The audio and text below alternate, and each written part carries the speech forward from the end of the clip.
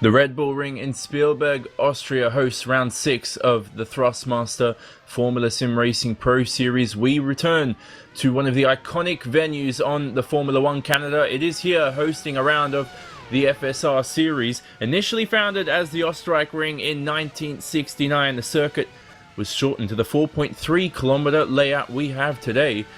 The A1 ring turned into the Red Bull Ring. What we get today, Chris de Jong, who is alongside me for this broadcast, is a very fast and flowing circuit. Very fun, very entertaining. I don't know how you find it, but that's how I found it indeed throughout testing. Yeah, it's a really fun and nice circuit. It has a great flow to it. As you said, it's pretty iconical on the calendar.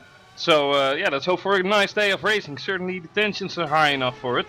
And a lot of people already giving it everything they got. Yeah, Q1 at the moment, 4 minutes remaining as Michel D'Alessandro crosses the line. He's in P2, just got himself out of the knockout zone with a ripper lap, but Quakel heads the time so far. He's gunning for 6 out of 6 to start the season. That's 6 wins out of 6, and can he do that? We'll have to wait and see, because we know, Chris, your own mentioning that he is feeling a bit crook today. He's got a cold. Hopefully that cold doesn't ruin his hot streak that he's continued for the beginning of the year. Well, let's hope it does. Because you want to see a different winner, right? Obviously, I mean, you're for Jeroen, your teammates, well, that's fair enough, but buddies, no, joking. But yeah, I would like to see the Alessandro or Greg Baxter win a race, you know? I don't know, I mean, it would be awesome. Greg Baxter, though, who is really flying through the sheets, I remember him making his, well, sort of debut this year at least, in struggling entering Q2. Now he's had a comfortably third position with a 105.5, and it's looking bright for him. It is indeed. So he's in P3 at the moment, 1.5 tenths away from provisional pole, but we know only the top 10 go through to the next session. So this is Q1. For those who might be new, welcome to FSR. Q2 will be in 3 minutes time, and the top 10 will only have 1 lap to set their fastest time, which will set that top 10 for the grid. For now, though, we look at the drop-off point and the knockout zone. Christoph Schor in P7, just improved his time. Giacomo Ranzini in 8th, but down there in 10th, it's David Cook. He's only about half a tenth in front of Andrea Ventura. De Waldnell is another guy, Chris. He's always around the drop-off zone. He would really be pleased with a top 10 qualifying result. Is De Waldnell another guy? I thought it was a woman. What the... Oh, yeah. No, joking, but yeah, he only needs 1/10 to find, or 1.5 tenths actually. But the gaps are close, and with the nature of this track as well. I mean, you have all these corners, and then you have a big straight, and then corner or some sort of a slow right-hander, and then you have a long straight again. So it's obvious to see that the gaps aren't that high, and I think most drivers are similar in terms of setup as well. Let's have a look at Sander Callis at the moment, who's currently set his fastest first sector. He heads down towards turn 3, and we speak about swaggish names, Chris, like Eugene van Longerberg. What about the name for turn 3, Schlossgold? That is incredible in my opinion, but nonetheless, Sander Callis heads towards turn 4, sweeping the car in, losing the rear end, and he's completely butchered the lap. Luckily for him, though, he's in P4. He could be comfortable. He's got half a second gap to P10. That's David Cook. So Callis' session, unless he goes out in the next 10 seconds, is over, and he should be comfortably through to the second qualifying session, though he does pull out for another lap. Yeah, I think you're right, though, but he doesn't want to take any risks and goes out again. Hopefully for him, he will complete his lap and have a personal best time. A lot of drivers need to set a personal best time, because David Cook is still in 10th place. And holding that with a 1.5951. So have to be in the 1.5s already in Pro. So looking promising for WC later on. Certainly is. Andrea Ventura in P11 in the pits. His session is over. Same with George Winter. He could still make it through to Q2, but Ventura's grid position will be outside the top 10. And there's De Waldnell into P8. Good qualifying time from De Wald, and he jumps into the top 10 there, pushing out David Cook for Avid Chronic Racing, and that leaves Giordano Valeriano, who begins his lap now on the bubble. Really needs to push for Twister Racing. They're a really strong team, but in the Pro Series they haven't had much luck, Chris, and this time around Giordano will really be gunning for a great result for Twister. Yeah, definitely, and a known driver. He is currently at 10th position, is able to finish his lap. Does have a little bit of oversteer and twitchy moments after sector 1. So let's see, do the pack who just completed the lap. Or who, yeah, it's Cook, David Cook in 5th position. Great job from him. Christoph Schroer now in P10. What will he do? He's coming through start-finish line and he puts it on 7th place. The Wild Nell with a great lap earlier on finds himself now in P10 again. So Giordano Valeriano for Twister is going in 11th. What's happening with Zaharov? Ooh, a big shunt to the wall. All kinds of chaos here coming. At last turn accident. Getting collected by another car. We saw that yesterday with a certain De Jong. But Valeriano doesn't do it. The Wild Nell is at the moment safe in 10th place. Henry Hermsen did not do it. I'll tell you what. Ronzini goes to P4. For De Wild Nell though, nonetheless, yeah, he did have that shunt. He could have gone up a few positions, but I don't think he would have made it into the top 10 with his lap times. Nonetheless, there are no more cars out on track, and that's Q1 over this time around. Michele D'Alessandro heads the timesheets with a 1 minute 5.271. Quakel in second, Craig Baxter in third, Giacomo Ranzini for Aventa in fourth, and we have Sander Callis, David Cook, who jumped up into the top 10 at the last moments, Christoph Schor, Jacques Zwengler, George Winter and De Wild Nell making it through to the next session. Well, very intense right there at the end of Q1, Chris. Now we head towards Q2.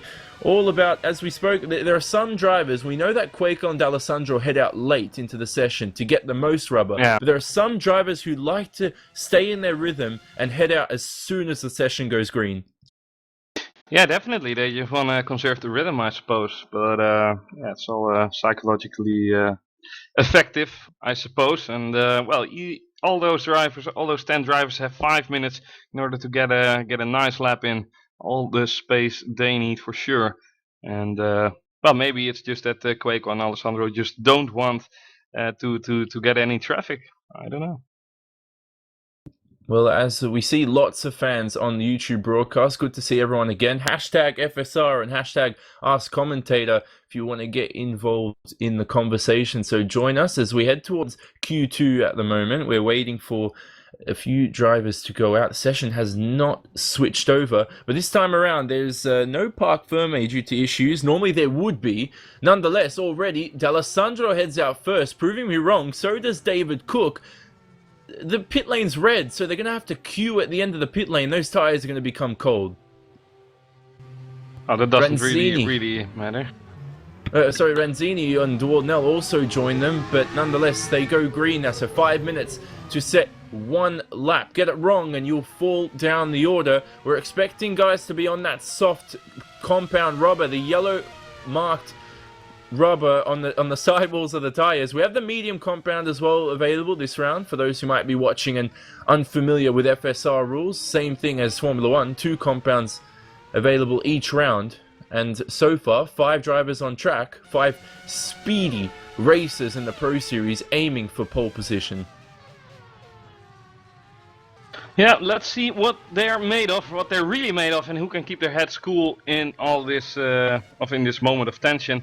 Alessandro decides to take it a little bit slow in order to not get any unlucky moment with David Cook. But the first one to cross the start-finish line is Cook, I believe. And he is up for a flyer, driving for the Avid Chronic Racing team.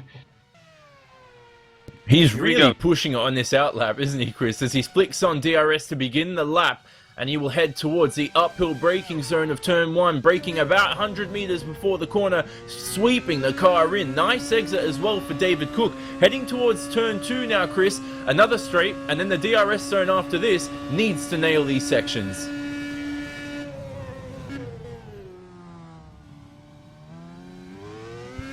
So first sector time, a 16.3 for David Cook as he gets on the power, and now downhill into turn 3. Difficult braking zone, brakes around 75 meters before the apex. This is a good lap from David Cook, and I'll try to compare his times to Michele D'Alessandro, a 16.2 for Alessandro, so he's 1/10 down David Cook on this lap as he crosses the second sector line now. And for David Cook. It's a 28.5 in Sector 2. For Michel D'Alessandro, a 28.4. So D'Alessandro now 2 tenths up. This final section of the track, very, very important not to run wide and cut the circuit. David Cook does not do that. Misses 2 apexes though in those final couple of corners. And as he crosses the line, he will set a 1 minute 5.9, a very slow time, but that will be it for qualifying as Michel D'Alessandro takes provisional pole with a 1 minute 5.3. And what a lap from D'Alessandro. He managed to lose a little bit in the first sector, but Cook was a little bit faster, might have to do with a little bit of downforce setting. But in the second and third sector, Michele, well, just shows us what is possible here in the Pro Series. Almost reaching, well, basically with 4 tenths to spare the 1.4 mark. A lot of drivers setting their lap times now. Ranzini managed to squeeze his car into second position. George Winter is third. De Walt-Nel didn't beat David Cook and is in fifth at the moment. So we got 5 drivers to go. Jeroen Kwekel and Sander Callas are still inside. Jeroen Kwekel's going out right now. As Jax Wengler and Christopher Schroer are crossing the finish line. Christopher Schroer in third place, 105.8 for him. And Jax Wengler with a 1.5.5, second place for him. Good job. Good job from Jacques Wengler for Zero Sim Racing into P2. So Kwekel out on track on his outlap. Craig Baxter is a man we need to concentrate on now. A 16.6 for Sector 1. He's 4 tenths down on pole. A 28.5, another 10th down there. So he's about 7 tenths down for pole at the moment. That will put him in pretty much effectively last place, or that's 7th for the moment. So he needs to get Sector 3 right. Lots of drivers have made mistakes here, but Craig Baxter goes aggressive, throwing the car into the final 2 corners, and that could benefit him and get him a middle grid spot here. He goes into P6, compensating for a little bit of lost time, but just gets about 21 of a second ahead of David Cook in P7, although we're expecting Chris, Kwekel and Callas, as they're on their outlaps at the moment, going to bump those times significantly. Yeah, and I think the only one that really has to worry and pray for a mistake is Michele D'Alessandro. I mean, Kwekel's coming on to start-finish right now. So here he goes, and the first corner here being so essential. If you run a little bit wide and get onto the curb, it's done and gone. Kwekel gets lots of wheel spin on the exit there, so session will tick to 0 soon. Sander Callas will cross the line in about 5 seconds, so 18 seconds to checkered flag, but it's all good. So Callas crosses the line, a 16.1 for Jeroen Kwekel. That's faster than Michel D'Alessandro's pole position time for the moment. We'll look at Sander Callas's first sector time as he crosses the braking zone at turn 2. Kwekel through the downhill turn 3 as well. Nice exit. Almost gets onto the grass. For Sander Callas, a 16.2. He's matched Michel D'Alessandro through the first sector. Yeah, interesting to see here who will get pole position. Kwekel now is done with sector 2, only sector 3 to go. Can he do it? Here we go, second. Oh no, a lot of locking up there. And there he goes, cut it. That's a cut. Bye bye, zwaai. So okay, Kwekel will not start in the order. Yes, sorry, Chris. So he will not start. So Sander Callas next across the line. He's currently on par for pole position. Very, very important. He's 2 tenths up on Michel D'Alessandro's pole position time. Going through the last corners, he does not cut. Flicks on DRS, and Sander Callas now coming across the line will start in pole position. Great lap. Incredible time from from Sander Callas, a 1900ths of a second in front of P2, Michel D'Alessandro. So D'Alessandro now, he's going to have to work for it from P2, but Callas is certainly going to be pleased. P2 in the championship, his championship rival in P1, Kwekel going for 6 wins out of 6. It's going to be a one tough ask there from P10 on the grid, Chris. Yeah, definitely, and I don't think he will switch on to the harder compound or the mediums, but nevertheless he has some work to do. In Canada he qualified 5th. He didn't have any problem into sustaining the lead again in the early stages of the race even, and just drive it out from there. But yeah, it's gonna be interesting to see. But if he wins this, I'll take my hat off again, because winning from P10 is really hard even for him. I do think that there's a little bit of a skill advantage that Quakel has over the other drivers. He does not belong in pro. Same for the Alessandro and maybe even Callas. But it does make it interesting for us to watch, to have a battle onto the front and have Jeroen Quakel trying to get through the pack, because those are a lot of names and well, known names as well in front of him. So he has to work for it. He certainly does indeed. We look at the results for the end of Q2. And this will be the starting top 10 for the race in 10 minutes time. The 60% distance 43 lap race. Sander Callas takes pole position ahead of Michel D'Alessandro, so they head the front row there for Netrex and BBR Live for Racing respectively. Jacques Wengler in third, alongside him is Giacomo Ranzini for Eventer. Then Go Speed's Christoph Schur is alongside George Winter in 6th position, at 5th and 6th respectively for them. Craig Baxter in 7th, then we have David Cook in 8th, DeWald Nell 9th, and finally Jeroen Quakel, who did not set a time in Q2, will start this race from 10th position. Yeah. And you go. No, I just wanted to say I hope Michele will finally get a pole position one of these days, because he's always been beaten this season, and mostly with a few thousandths of a second. So, but I believe we are ready for our Logitech commercial. I mean, Thrustmaster commercial. just pure trolling there. No, so don't go anywhere. Watch the screen, and we'll see you in 2 minutes' time. Be right back.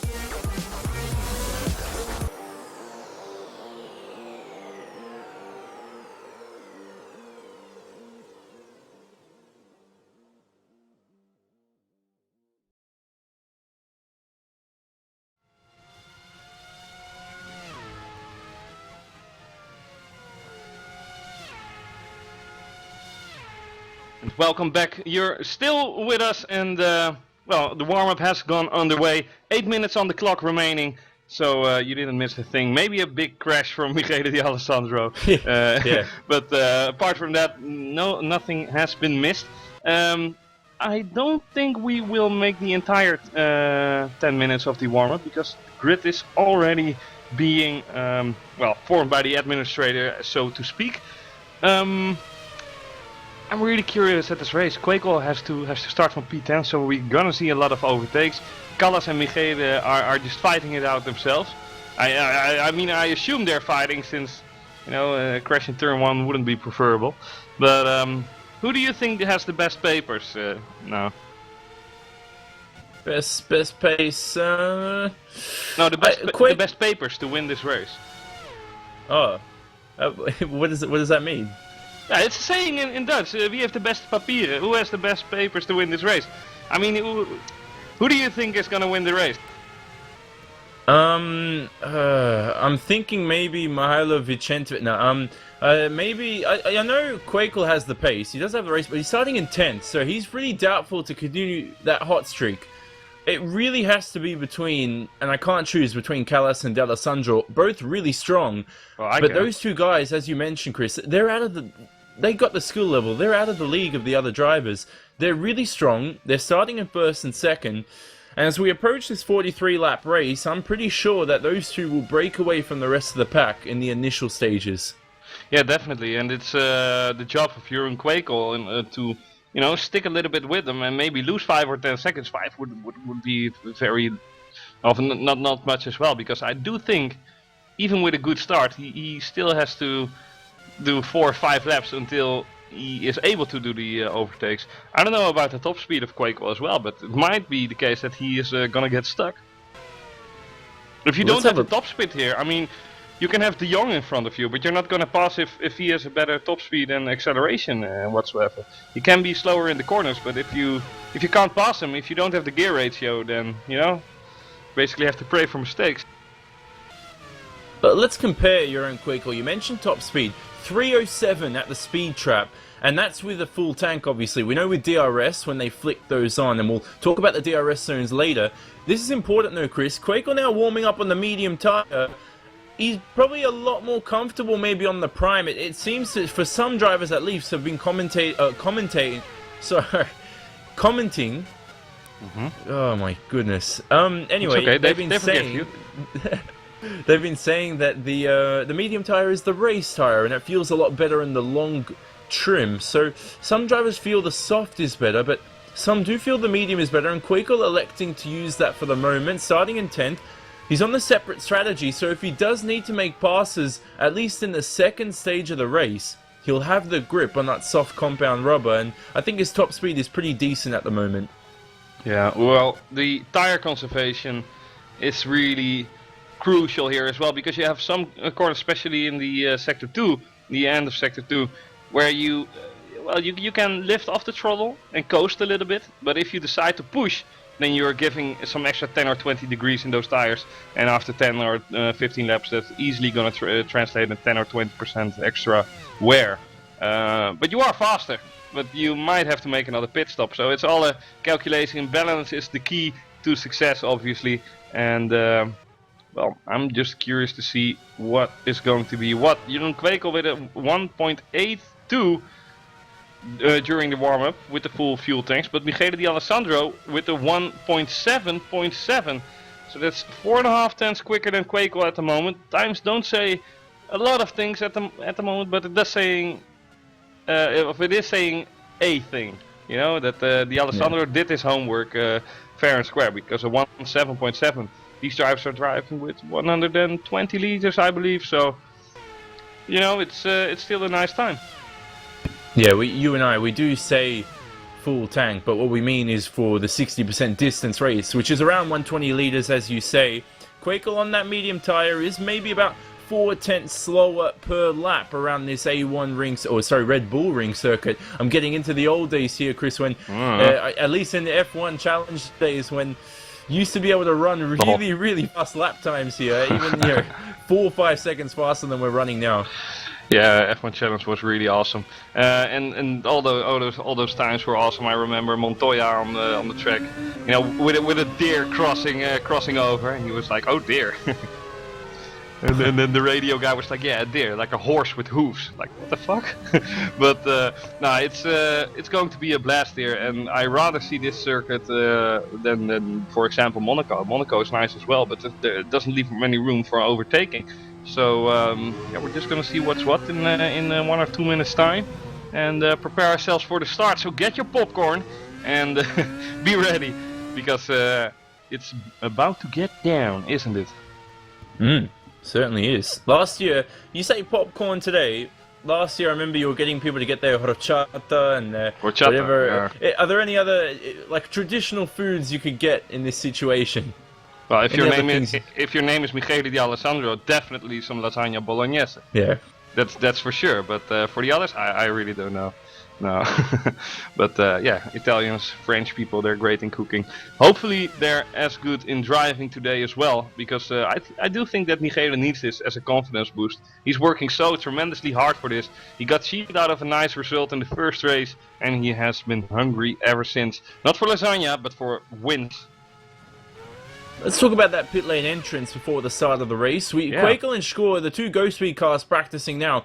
So difficult, Chris. Downhill braking zone, and it's a very blind as well when you head into it. And if you get it wrong, if you run too deep and get on the brakes too late, you're going to hit that outside wall. So we'll try and follow a driver, hopefully that will get it soon. But, I mean, we'll look at Valeriano now who might go through. But yeah, it's very, very difficult to get that pit lane entry right.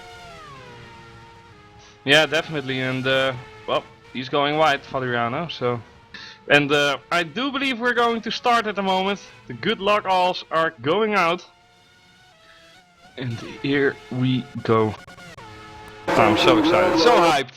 Hope you guys that are watching this are as well.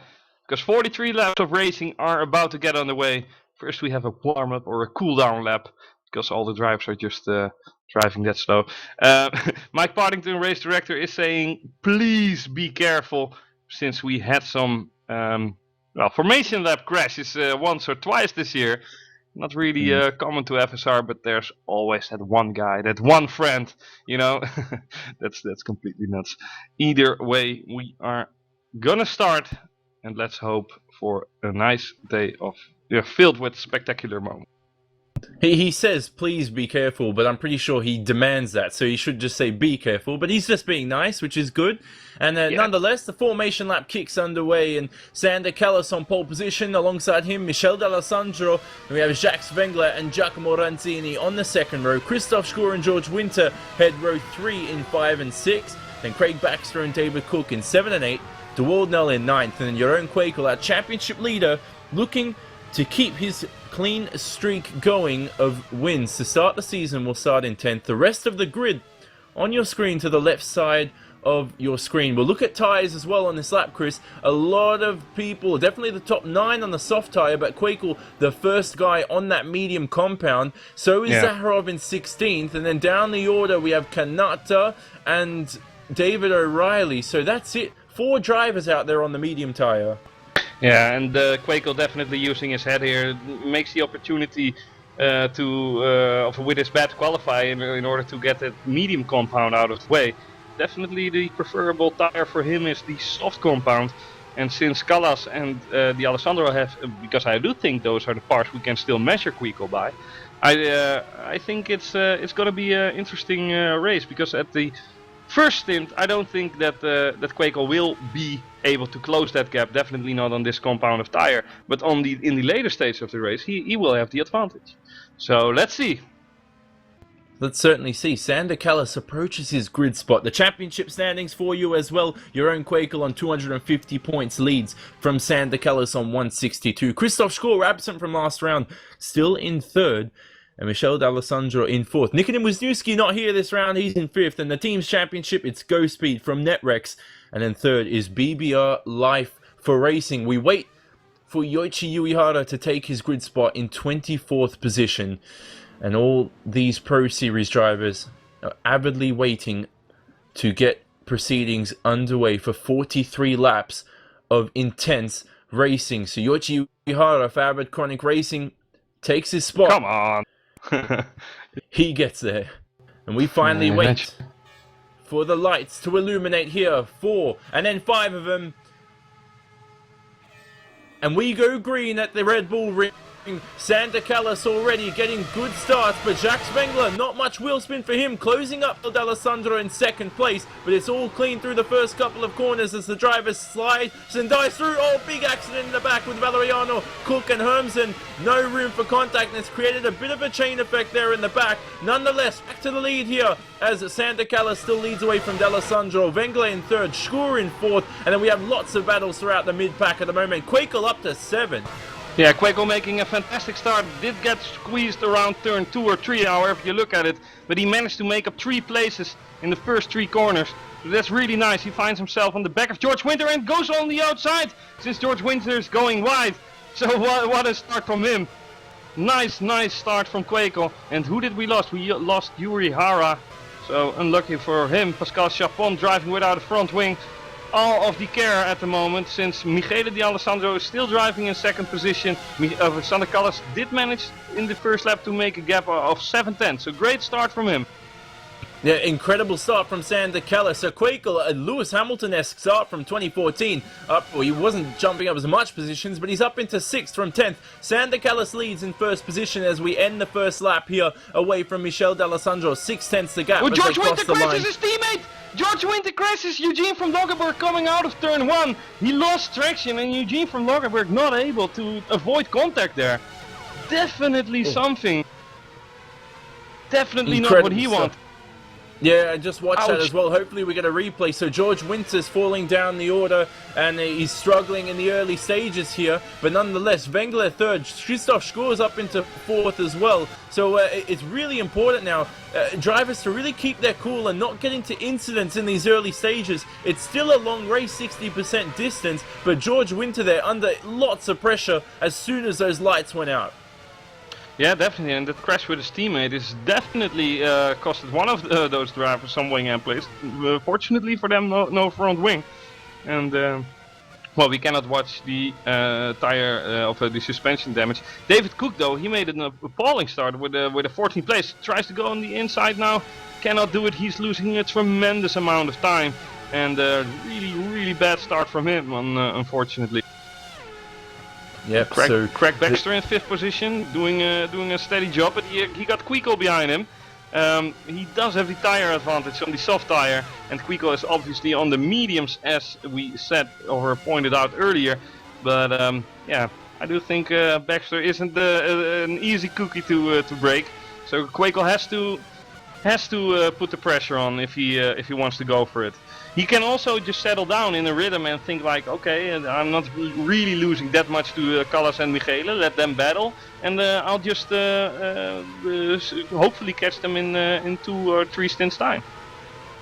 Yeah, so Baxter now has to defend from championship leader Jeroen Quakel. Quakel is going to be a few tenths slower per lap on that prime tyre, and at the moment he's not closing in on Craig Baxter, so a bit of a train forming here with Jax Wengler in 30, runs way off the circuit, all 4 wheels off there. That's certainly going to be a track cut for him. And Christoph Schor behind, playing the patient game on that soft yellow marked rubber. So we end lap 3. So DRS already enabled. We know it's on the front straight. Look at the top 2 though, Chris, here. D'Alessandro is getting very close to Sander Callas. He's got DRS. He's only half a second behind now. And there's a lap car ahead. That's Mihailo Vicentovic, the infamous Mihailo Vicentovic. But here we go now. D'Alessandro, lots of wheel spin.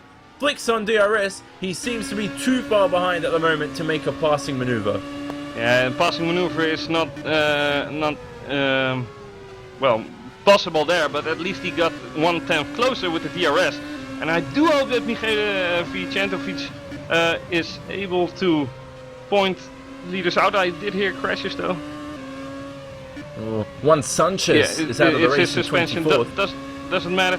There we go, back to the leaders of the race. And the others are now 4.5 tenths.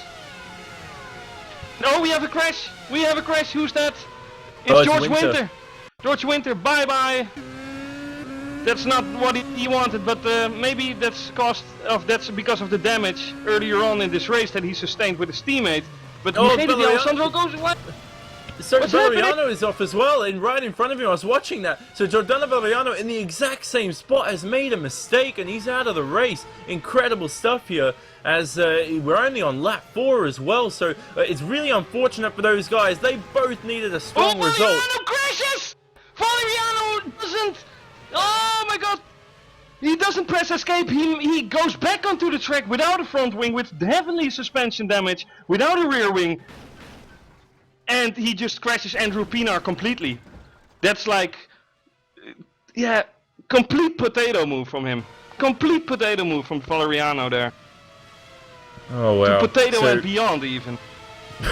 So Andrew Pienaar's race is also over. So many retirements. I'm not sure how many. I won't even count until it's all over. For the moment, though, but back to the lead. I think sorry, I have to undercut you because if you don't have a front wing, if you don't have a rear wing, if you have heavily suspension damage, why would you go to the pit?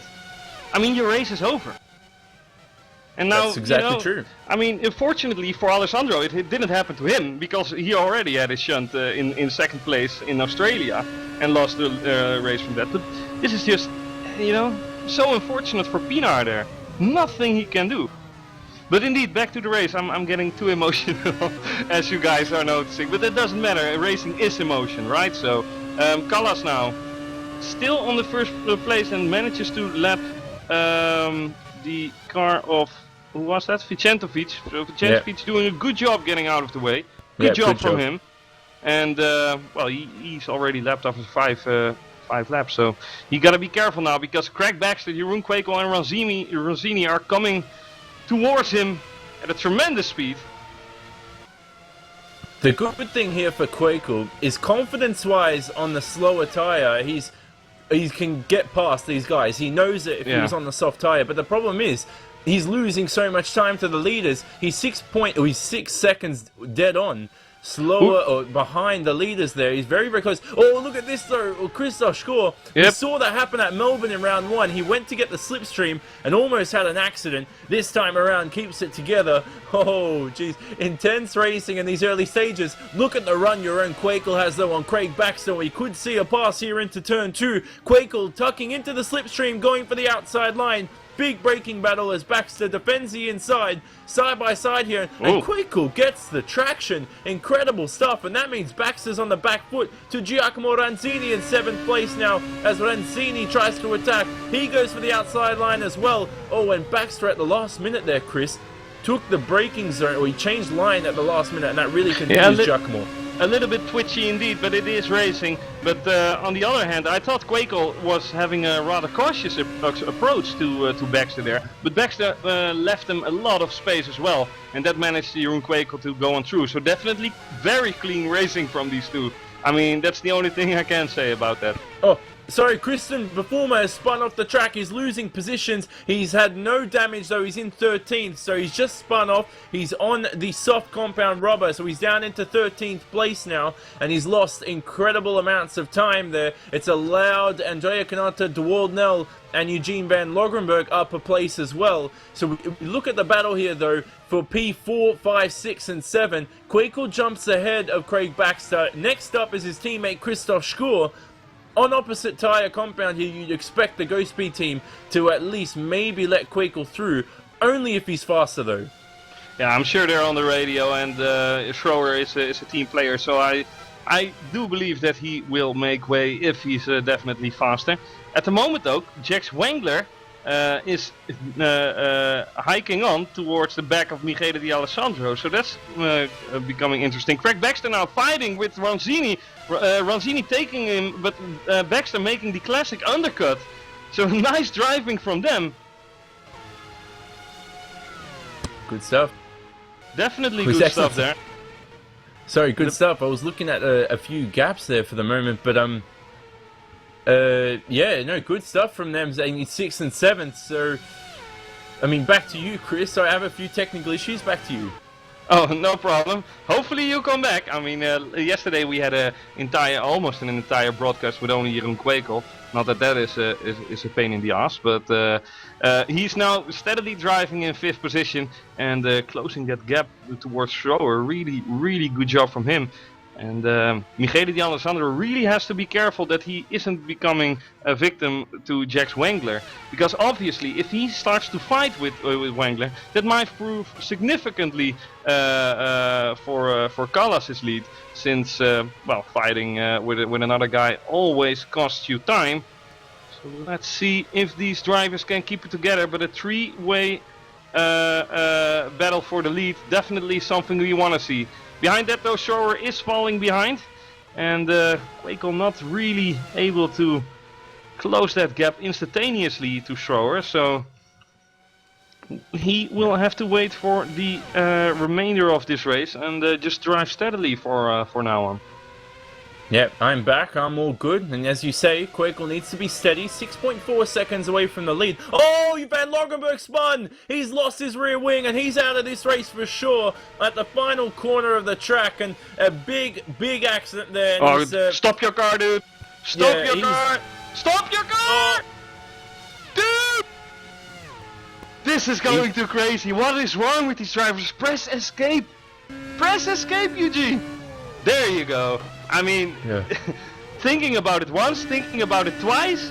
I mean, he almost crashed Vicentovic out. Oh, And sorry to cut you off, Michele D'Alessandro's dropped down to third. He's had a spin, so he's or something's gone wrong. Michele D'Alessandro, and he's lost P2 there. He went wide into turn 5, mowed the grass a little bit, and rejoined the track. But Jax Wengler is indeed through, and he Michele has now a 4-second disadvantage to him and Sander Callas. And it's not the first time we've seen Michele making a mistake. It's not really, he's a really fast driver, but he needs a little bit more of a consistent manner in order to win a race. Because if you do this once or twice a race, it will cost you 10 seconds or 15 seconds in total. And the margins are just so slim here. Certainly is. So now let's see how these two Ghost Speed cars in 4th and 5th, if they can indeed actually catch up to Michele D'Alessandro, because if he can break away, he had a minor moment, he's not going to lose too much tyre wear, he's got the pace. So what I think now is, Chris, he could still catch up back. Sorry, Sander Callas went a little bit wide, sorry to cut you off. I mean, a few centimeters more and he would have done a D'Alessandro as well. David Cook and Andrea Kanata are switching positions. Great job from Kanata there. And David Cook didn't give up yet. But Wengler now, sorry to cut you off again, but Wengler now really close. 3.5 tenths behind Callas, and well, one mistake is all Wengler needs. That's what we know from 1.5 laps ago. And certainly. I mean, he can close the gap with this zone, but he needs a steady exit out of turn 1. And in the dirty air, that's relatively hard. Even if you touch the curves and go a little bit wide in turn 1, I mean, the bottom of the car will just bottom out onto the curves, and you're gone. Like Lewis Hamilton in Canada, you're just a passenger all the way. Not for Wengler though, he keeps it together and he is able to flick the RS1 on once again, and hopefully get a nibble out of that half-second lead of Callas. So let's look at Wengler now though. He's coping well in the dirty air, and we speak about the effect that has around the circuit. How much of an effect does it have, Chris? Especially through this middle sector, aero is very important through these corners 4 and 5 here, but Wengler is closing in a little bit. Seems to be he's running two things, either higher downforce or he's running a higher front wing angle compared to Callas. Yeah, well, the dirty air is at least not as bad as earlier of last season. Last season was just horrible. Wengler's in the pits and he's crashed.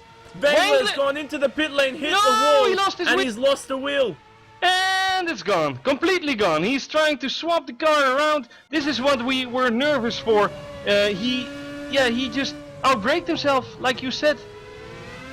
Yeah, we spoke about it before the race started. We spoke about how difficult that pit lane entry was, and he lost control trying to get on the power, and he's trying to service the car. I hope he knows he's got 3 wheels, as David Cook also comes into the pits. 3 wheels for Jacques Wengler, and his race will be over. You know what? Unless he can do what Michael Schumacher did at Spa with the Coulthard, then it'll be pretty interesting if Wengler can actually finish this race. He's going out. He's going out. He's going out. Now he's just, driving into a competitor's garage. Dimitar Zarov is out as well. What are we seeing? What is going on? This is majorly in turn 1. Almost collects another car as well, but he manages to press escape without a hesitation, so good job from him. But a lot of accidents here, already 8 or 7 drivers out of contention, and Sander Callas now finds himself 3 seconds in front of Michele D'Alessandro. So this race, out of nowhere, I don't know what to say really, there's so much going on. Sander Callas has the lead now, 2.8 in front of Michele D'Alessandro, who we're expecting first pit stops, Chris.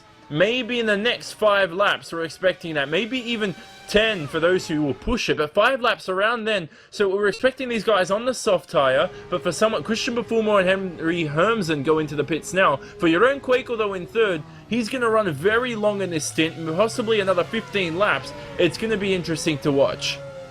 Yeah, definitely will be interesting to watch. And in the pit stop, Bufumo almost got contacted by, who was it, Henry Hermsen. Henry Hermsen crashes! Big crash here! Big shunt into the wall in the pit stop! If we can go on to the replay, Henry Hermsen swallows himself on the pit exit, and Bufumo has nothing else to do but wait. Wait for him to press escape, and indeed he does so. But he gets held up tremendously. A lot of crashes here, already 2 or 3 in the pits. I mean, fortunately it's the Pro Series. We are not ready to see those things in the WC. Although I'm hopefully driving, not, so because we're both racing, so we're good enough. Yeah, but that's indeed. And Bufumo now squeezing onto of a squeeze chapon there, so he definitely well is up for contention still. But yeah, he lost a lot of time there in that pit stop. But there's nothing Henry Hamson could do as well. It's not his intention to do that, so it's really messed up.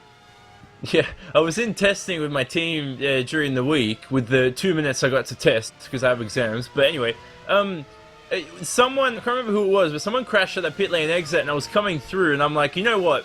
If that happens in any of the 3 races, it's going to bring up some big chain effect as Will Barnes heads into the pit lane, and we see it there already. Will Barnes, though, I think missed his pit box and he loses a few seconds there. Uh-oh, Bill Barnes, as I like to call him. Definitely having a little bit trouble keeping the concentration together. The Alessandro now 2.5 seconds away from Callas. That's nice. David O'Reilly and David Cook have crashed together on towards the back straight. And this is really weird, because it seemed like O'Reilly left him through, but then he was on the inside. He left his teammate through, but he forgot to brake. David O'Reilly just forgot to brake. And his race is over, he's into the wall as well, so another retirement. Let's go through this list now for the moment. Juan Sanchez and Yoichi Uehara on lap 2, then we had George Winter and Valeriano spinning at the exact same time, at the exact same place on lap 3, and then a victim from Valeriano's rejoining of the circuit was Andrew Pienaar, who also retired. Then we have Van Wogrenberg at the final corner, Jacques Wengler entering the pit lane, Zaharov at turn 1, Hermsen there entering the pit lane, or exiting the pit lane as well, and now David O'Reilly. Yeah. So many retirements, and we speak about this Pro Series though, we never see this many retirements. No, definitely, it's a relatively clean category even, but yeah, David O'Reilly definitely wanted to let his teammate go past. He was on half the throttle, like Felipe Massa did in Germany with Alonso back then, but then he was on half brake as well. So he basically just crashed his teammate off, maybe unintentionally, I don't know, but that was really messed up. So with 16 laps gone, there are only, and I say only, 11 drivers on the lead lap. So Callas and Michela are, you know, really driving their lungs out. They are not slowing down. So let's see what will happen in between them. We still have a round of pit stops for those guys to come, because they didn't pit yet, I believe. No. They're going to make that first stop soon. Yeah, and Pascal Chabon now, Callas, if we can go on board with him. I mean, he's just spraying, get out of the way, get out of the way, get out of the way. Definitely now, yeah, he goes out of the way. I thought Chabon there almost spun, but he didn't. And that's good to see. What do we see? Craig Baxter is now 4th position because Christopher Schroer is into the pits. So let's see what he. Yeah, no more times. He overshoots his pit box. He has to go into reverse. Oh, Schroer, that's gonna cost you a little bit more. Definitely costing him 3 or 4 extra seconds. And he is on the medium compound.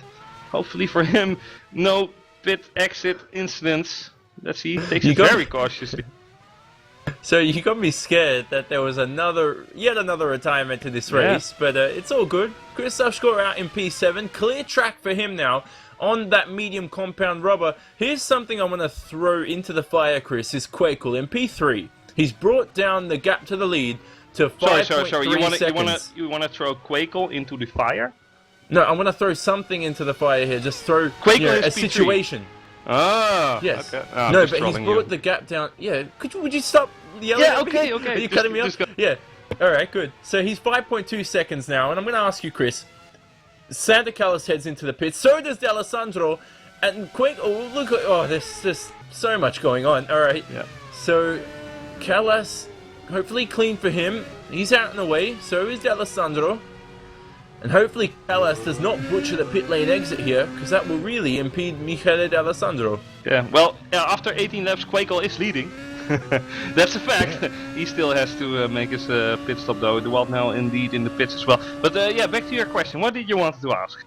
Oh no, I was going to ask, because Quakel's bringing that gap down to the leaders there before they pitted. And he's on the prime tyre. He might be able to pit in 5 or 10 laps time, and he'll be so much more faster on the option tyre, fresher option tyres. It's going to be really, really interesting to see.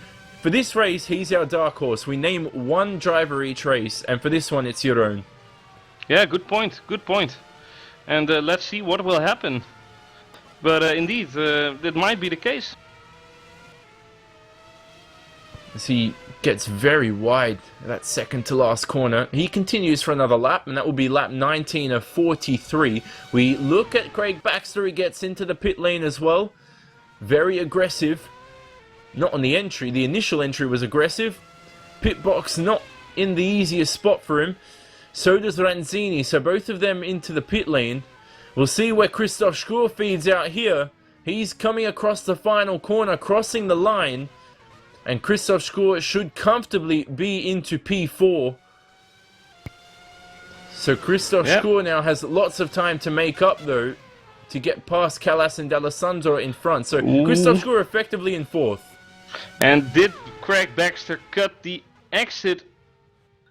Let's see. Ooh, it's gonna be a close call, but well, admin's decision there. Not gonna look into that at the moment. But he is back out on 5th position. A lot of drivers coming out and into the pits now. Andrea Canata, Andrea Ventura, and the good old school Michele Vicentovic, the legend. Jeroen Quakel going a little bit wide, but is attacking every corner at the moment and doesn't want to let the gap, be decreased dramatically. It's decreased for 7 or 8 tenths last lap, and that's remarkable since Michele is on the fresher tire, like 16, 17, 18 laps fresher than Quakel's is medium.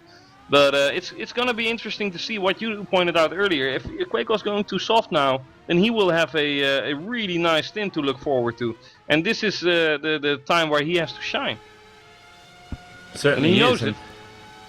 You speak about him not being pro material. You speak about him being ace or even WC material. WC, not even ace. Come on, man. Yeah, WC. I'm driving you're right. ace. I'm just trying to be I'm just trying to be. I'm not trying to talk up my teammate here and put pressure on him. But anyway, he's got he's got the time to shine, as you say now. This is where it's going to prove how skilled he is to qualify in 10th, to get up as high as he can, and if he can't do it, it's going to hand the first win of the season to either of those two guys, Callas or D'Alessandro, because we know they're skilled enough not to make silly mistakes. It's going to be one, and at the moment they're about 1 second faster a lap, so Quakel needs to pit soon. Maybe in the next 5 laps he'll have an 18-lap stint on the option, and it'll be interesting to see. Do you know what I think? I mean, he might do a one-stop though. I mean, if they're he all one-stop.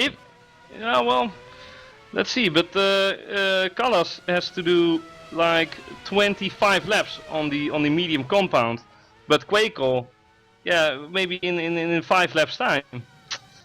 I mean, I wouldn't be surprised if he does 2 fast stints as well. I mean, you don't lose that much time in the pit stop.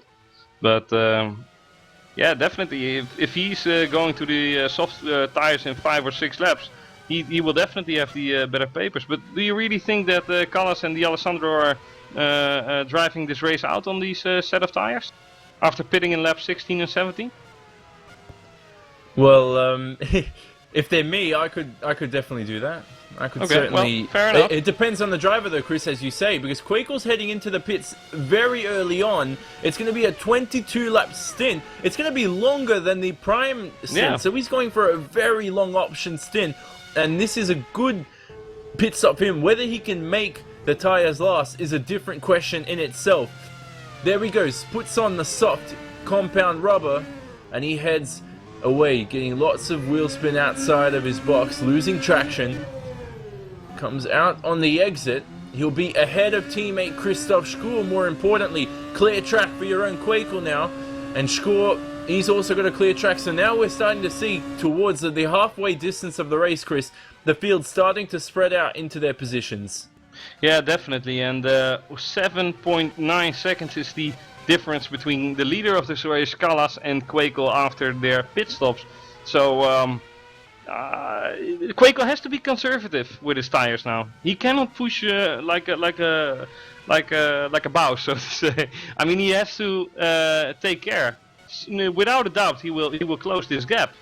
But yeah, how fast is really going to be crucial, because he needs that tire life. If you do 21 laps on the medium compound, definitely on a higher fuel tank you will have higher tire wear as well. But yeah, it's gonna be a long race for him still.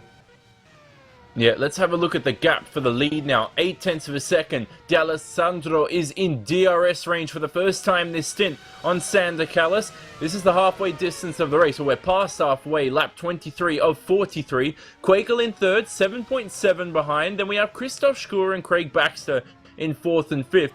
Giacomo Ranzini in sixth. Wald Nell coming across the line in seventh for Origin front row. Then we have David Cook, Andrea Canato, Christian Buffumor, and Andrea Ventura, who's in 11th on the lead lap. And then the rest of the runners still remaining in this race.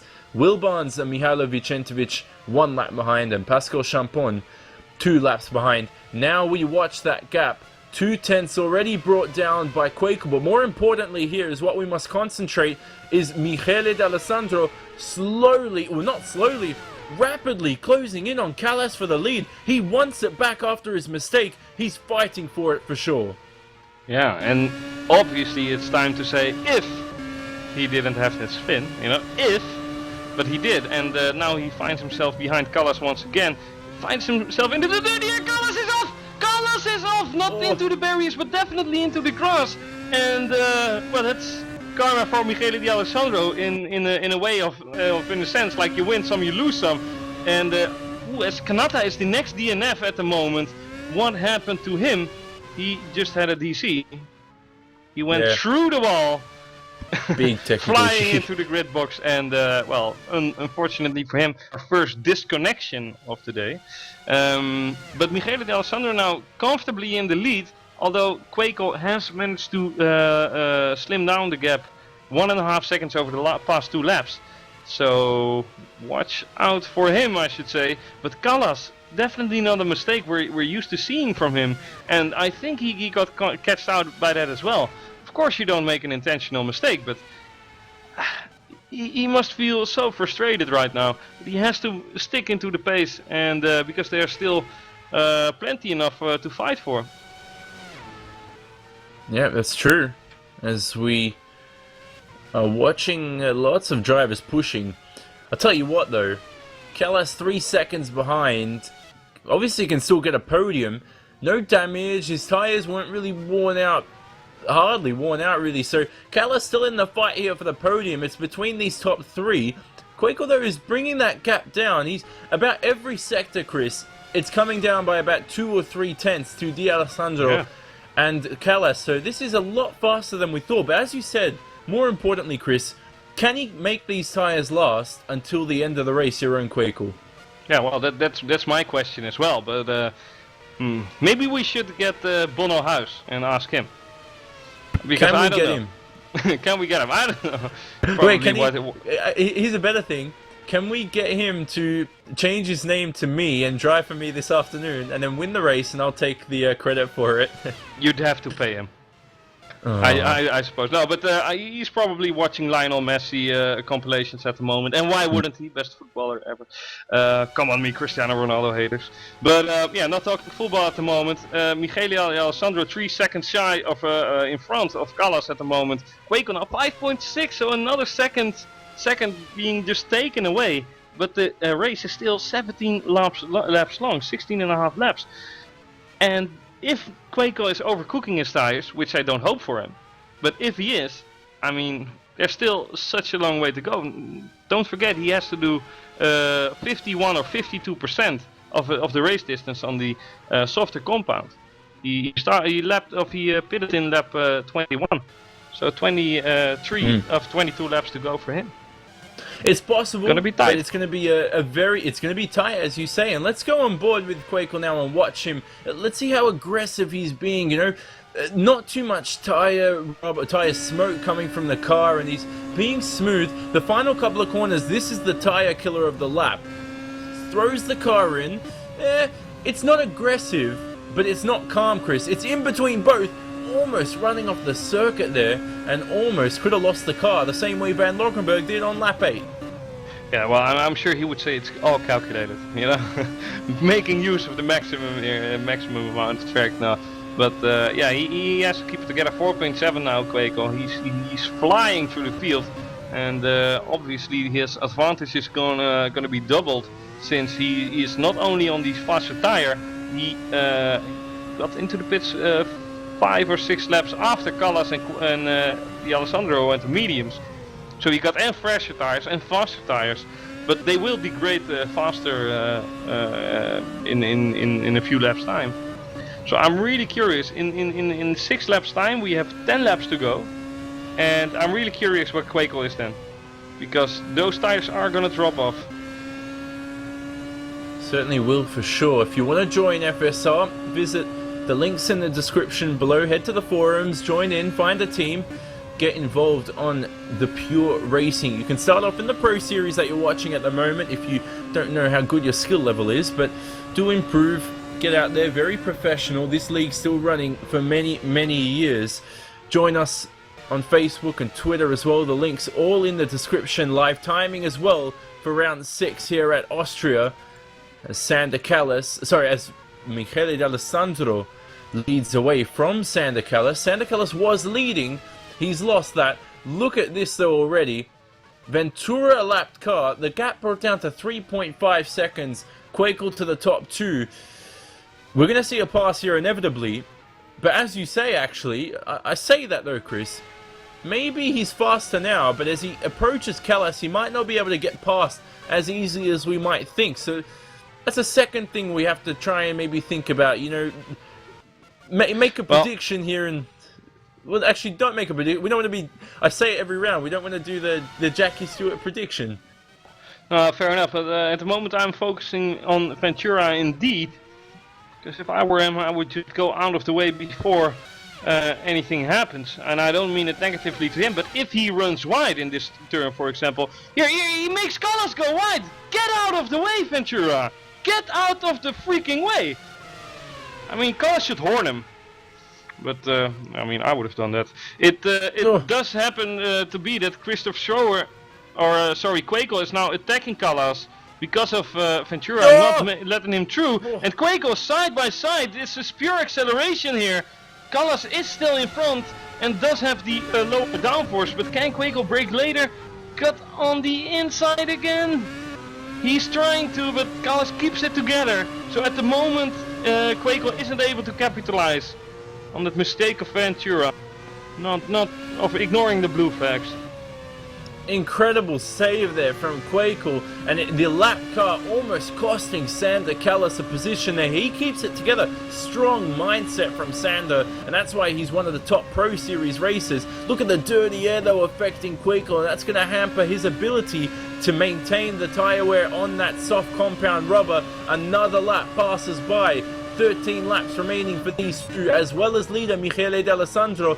He's gained a second last time around to these two drivers because of their battling. Let's see if Quakel though might wait for the DRS zone, or indeed throw it up the inside of the braking zone here at turn 2. He decides to go for the DRS zone, tucks in behind.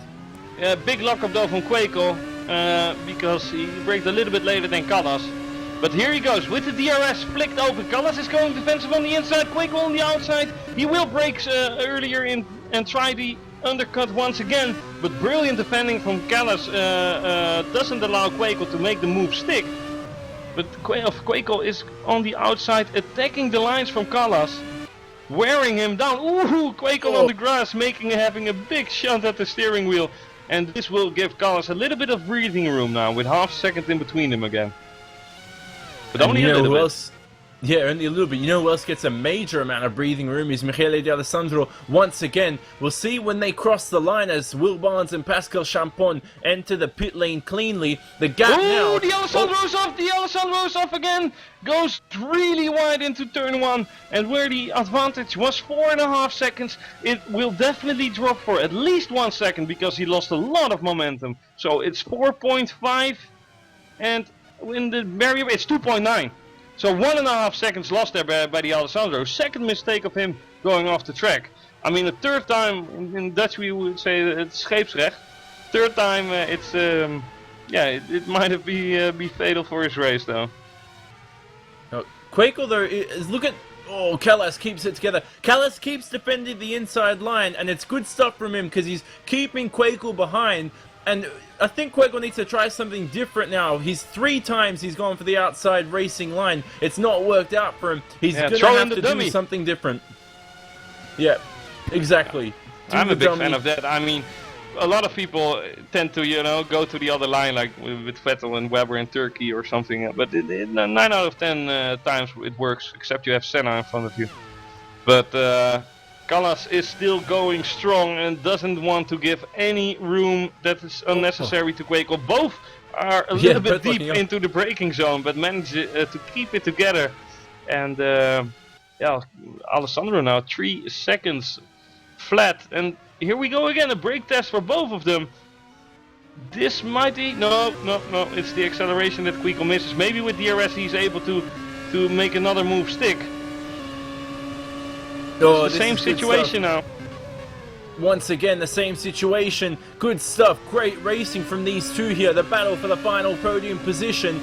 10 or 11 laps remaining in this race. Side by side here through turn 4. Oh, they're still going to be side by side. Great stuff here from your own Quakel and Callas. They make a slight bit of contact, but they keep it together once again through turn 5 and 6. No, and Callas maintains second place. Incredible racing from both of them as they head towards the final couple of corners in the lap. And look at this. If that doesn't get closer than that, Chris, incredible skill, side by side for about a few corners there. Yeah, definitely. Amazing. I mean, well said. It's action all the way with him, and it's not over for any bit. Maybe with the slipstream he might be able to get room for an overtake here, but Callas is defending rather brilliantly. And here he goes. Ooh, Callas braking really late and doing the job once again. This is what we want to see. Quakel's much closer now than he was last time around. He needs to get on the inside or get in front before the corner, and this time is the best opportunity for him. Callas has to brake really late now in order to keep it together, and he does so, and they make contact a little bit. These drivers are driving to the maximum and giving each other just the space that you need in order to have a great race for them, because they're with it 100%, and a great race for us to spectate. This is just purely amazing. And 1 lap ago I didn't think that Quakel would be able to do it around the outside, but Callas managed to give him the room that was required, and both are still going on strong. For Quakel, wow. I just hope he's not wearing out his tires now, because there's still 9 laps to go for him. Yeah, low fuel for him, so surely tire wear will be minimal, but all this battling and locking up and wearing of the tires, now he has to try something different. He needs to throw it up the inside here or at the next corner. He can't keep going for the outside line, but Callas defends. He's braking really late now. Quakel tries to do it on the outside of turn 3. Brilliant cover from him. Oh, he's already alongside. This is the time to shine for Quakel. He's already in front of him right now with the DRS flicked up, and he made the move stick. Callas on the outside. Callas, what are you showing us? What are you showing us? Brilliant move from Callas here. Holy. Still alongside each other. Still side by side through 4. Oh, bit of contact almost. They let each other live for the least amount of space that is required.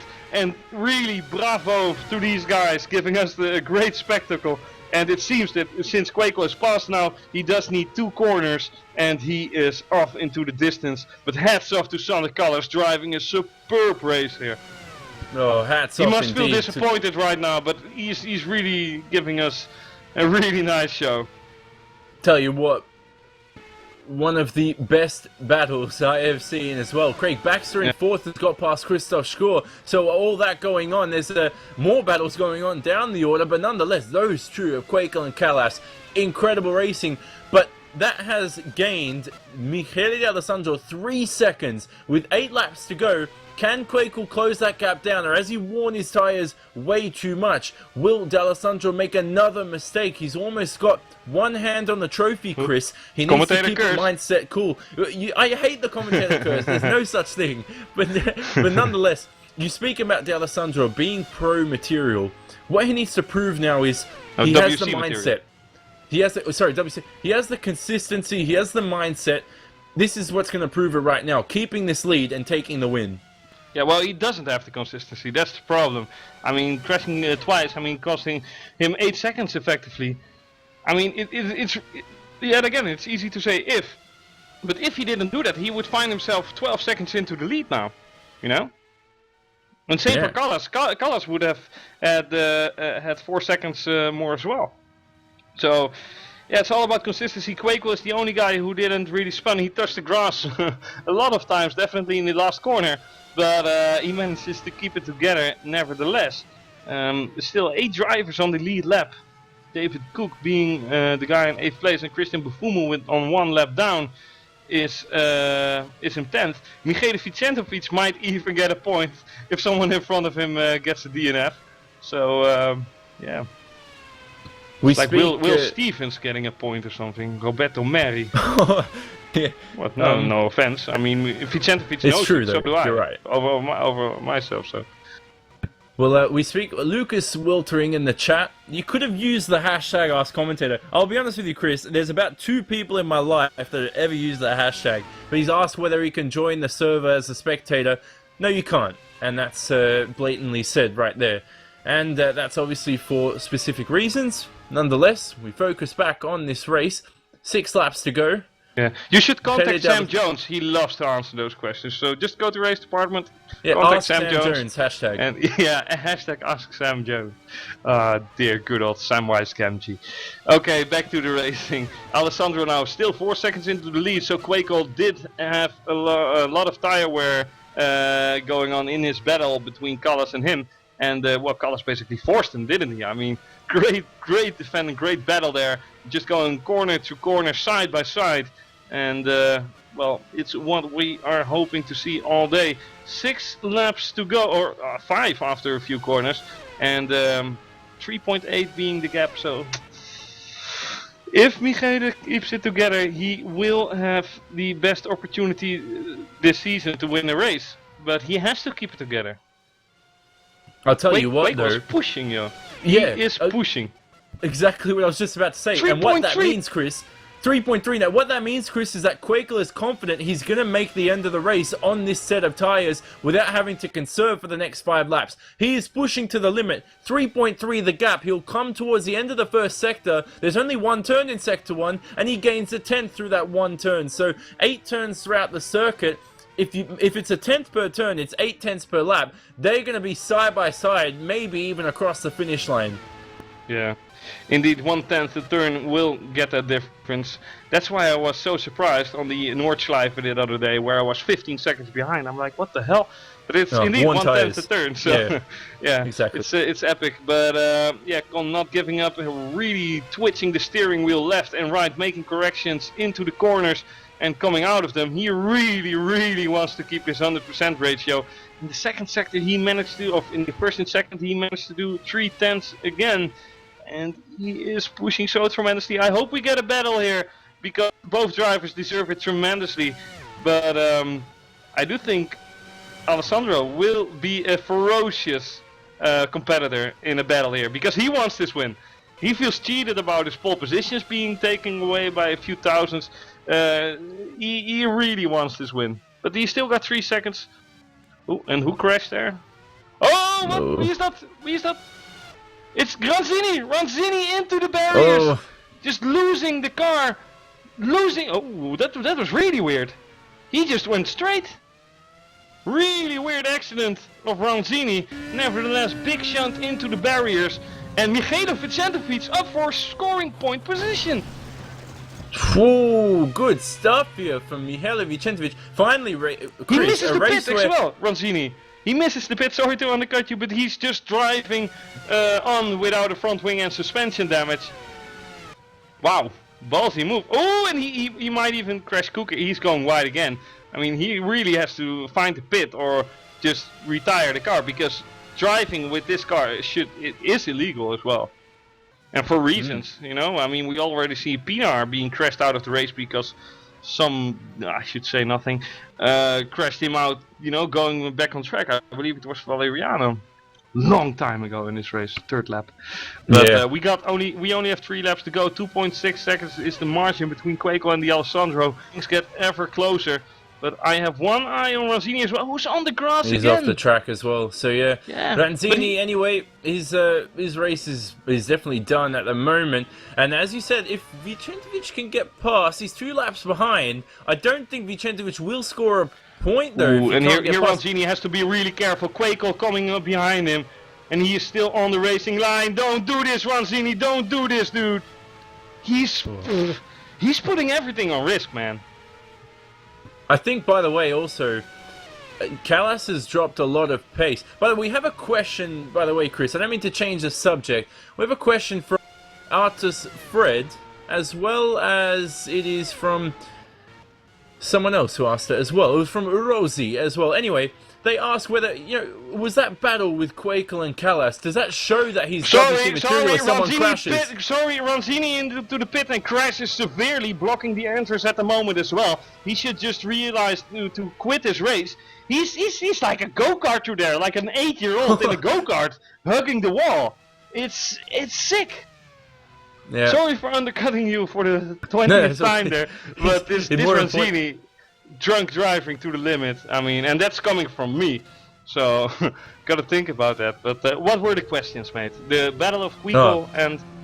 Yeah, it was, I can't even remember the question. Oh, no, it was that battle with Quakel and Callas. Does that show that Quakel's WC material now? I mean, we know he was already, but does that just confirm it 100%? Yeah, definitely. I mean, he did everything according to the book, and he even making an optimistic move from the outside, making it stick. And he should be happy that Sander Callas was his contester, because he knows how to race as well. But he was just the better of the two in that occasion, but it did take him 4 or 5 laps. So I think both would make great WC drivers. But with 5 wins out of 5 races, I mean, Quakel without a doubt is WC material. And he has 1.5 laps to go. Or is this the last lap? I believe this is the last lap. So he has half a lap to go in order to make it 6 out of 6. But it seems like a certain Italian guy is the first one to beat Quakel this season. And Quakel will undoubtedly go to WC next year, I'm sure. You replace me? No, I'm undecided yet. But anyway, if I'll continue on next year. And Vicentovic now in the top 10. Vicentovic gonna take a point or 2 points actually. I don't know. But yeah, the Alessandro now a few corners keeping it together. I mean, if he crashes now, he is definitely a big potato. So here we go. Second last corner. He keeps it together for the moment. Here he comes, Michele Di Alessandro, driving towards his first Formula SimRacing victory. And what a victory it has been. Beat it Quakel fair and square, who started on P10, but after 43 laps is only 1.1 second behind the leader of this race. So great job to both of them. Also Sander Callas, who maybe even deserved a little bit more, because he drove a fantastic race as well. Hats off to these top 3 drivers and them showing each other the respect they deserve. And I'm sure that the Alessandro is really happy with that. Greg Baxter takes it home into 4th position. Terrific job from him, starting in 5th or 6th. So nice up. Maybe next time it's a podium for Greg as well. Schroer in 5th position. Dewald Nel comes home in 6th. And David Cook is still trying to get his car into P7, but that will not be hard since Bufumu is 1 lap down and already finished in 8th place. And yeah, that's David Cook in 7th, Bufumu in 8th, Ventura in 9th, and Michele Vicentovic is so terrifically happy with his top 10, and he should be. I mean, it's really nice for a driver of that caliber, of that Will Stevens caliber, where I belong as well at the moment. No harm done. It's gonna make a top 10. I mean, I'm driving WC. If you say Chris de Jong will be in 10th place in a few hours' time, nobody, including me, would believe you. And well, Vicentovic shows that it is possible for him at least. So a lot of DNFs made it possible as well. But what an action did we see today? Excellent, incredible race. One of the, in my opinion, the best race of the season. Yep. Lots of action, lots of controversy, and for Will Barnes in 11th, Illuminati confirmed for another round. He comes home with his gloves as well. We know with those fashionable Zero Sim racing gloves. Nonetheless, as you spoke about, Michele D'Alessandro takes his first win of his FSR career, his first win of the season as well, breaking Jeroen Kwekel's streak. But Kwekel still leads the championship, and he extends that lead over Sander Callas and Christoph Schur, most importantly. For Christoph, he hasn't had much time to practice this round, Chris. Finishes in 5th. Craig Baxter as well. Let's talk about both of them in 4th and 5th for this post-race talk. They're two guys that have the potential to finish up there. All they have to do, really, is keep their head up, keep practicing, keep making things better, working with their team, most importantly, to improve themselves as a driver. Yeah, well, we know that Schroer is up for contention at the moment, but who's making really jumps the last few races is Baxter. Making it fair and square into Q2 round, having no problems whatsoever. Even though the margins are slim, he did manage to do a good job there, and I'm looking forward to seeing him the next race. There are really a lot of drivers who are showing so much promise in this category, and yeah, same for Jackson Wengler as well, our Australian Jackson Wendt or whatever. But he crashed in the pits. Well, unfortunate, can happen, but. Yeah, it's interesting to see the progress of these drivers. Certainly is, and we will finally wrap things up here for the 6th round of the series. WC in just over an hour's time here at the Formula Sim Racing YouTube channel. Join us for the big race, the big event of the weekend. Chris and I will both be racing there for once. The first time, Chris, me and you will be on track in a WC event for the first time. Let's good luck to you. Well, get de Jong'd. I'll hopefully won't, and hopefully we if you will. I will. In what's de Jong then? In what way? You should ask that guy in Bahrain. That I crashed out. Now, just playing fun there. But no, I'll try my best and hopefully make it after beyond lap 1, guys at home. Will de Jong make it past lap 10? Bets now at unibet.com. Yep, hashtag Unibet, whatever. Will de Jong make past lap 1? Will I score a point for once? We'll see. I've only got 1 point in 5 races, and for some reason the server just reset for me. You know what that means, Chris? It means that we're taking so long for this post-race show. It's finally time to wrap up, as we said. Yeah, with Kwekel in the commentary booth in an hour's time. So yeah, that's something to look out for. Certainly. So incredible race once again. Join us in just over an hour's time. The next round will be in 2 weeks for the Pro Series. That will be at Silverstone. Oh, sorry, that will be at Hockenheim, actually, indeed. So join us at Hockenheim for the next round. For now, though, it's been a wonderful race. From Jonny Simon, Chris de Jong in the commentary booth, Sam Jones on cameras. We'll see you later on. And Ron Squire in our hearts.